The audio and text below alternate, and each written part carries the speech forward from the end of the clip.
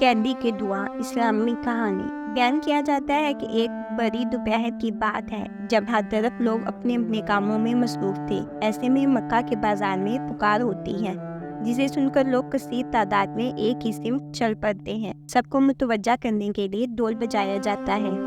یوں معلوم ہوتا ہے کہ جشن کا سماں ہے۔ لوگ رنگ برنگی جنگیں ہاتھوں میں لیے چہروں پر شیطانی مسکراہٹوں کے ساتھ بے چینی سے تماشا دیکھنے کے منتظر تھے۔ کچھ لمحے بعد مجمع کی نظر ایک شخص پر پڑتی ہے جو زنجیروں میں جکڑ کر وہاں لایا جاتا ہے۔ مجمع کے افراد اس شخص کو اس حالت میں دیکھ کر خوشی اور مسرت سے نعرے بلند کرتے ہیں۔ ظلم و بے بسی کا عجیب منظر تھا۔ ظالموں نے اس پردیسی کو قتل کرنے کے لیے خاص اہتمام کیا تھا اور طے کیا تھا کہ اسے سولی پر لٹکا کر نیزوں سے ہلاک کریں گے۔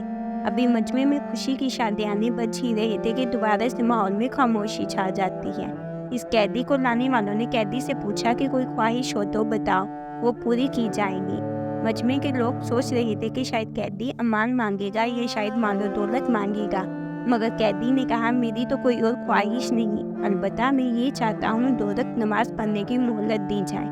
قیدی کو مہلت مل جاتی ہے۔ قیدی وہیں پہ کپڑا بچھا کر قبلہ رخ ہو کر خشوع و خضوع کے ساتھ نماز کے لیے کھڑا ہو جاتا ہے اور اپنے رب کے ساتھ رجوع کرتا ہے۔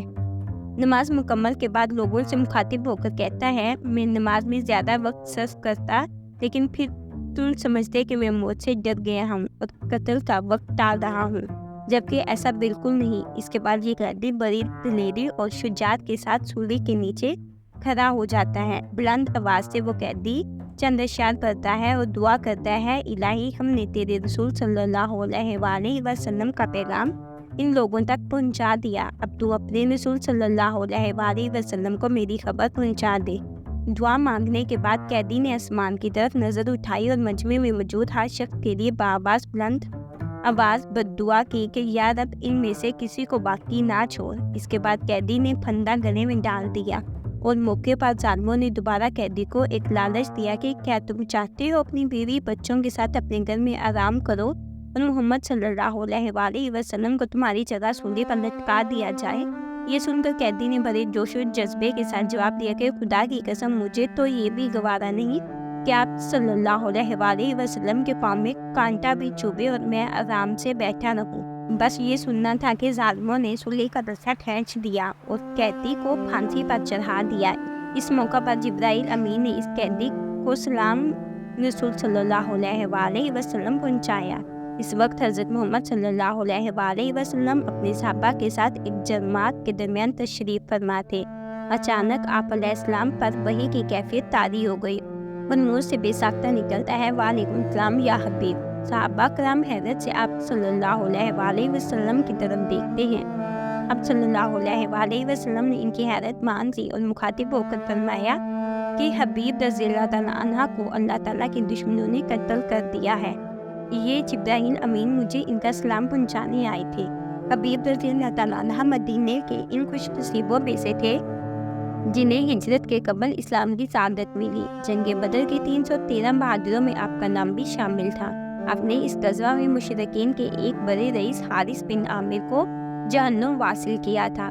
یہی آپ رضی اللہ تعالیٰ عنہ کے مسلمان ہونے کے ساتھ ساتھ دوسرا قصور تھا جس پر قریش نے آپ کو دھوکے سے قابو کر کے جس بدکاری کا مظاہرہ کیا وہ کھلی شیطانیت اور بزدلی تھی۔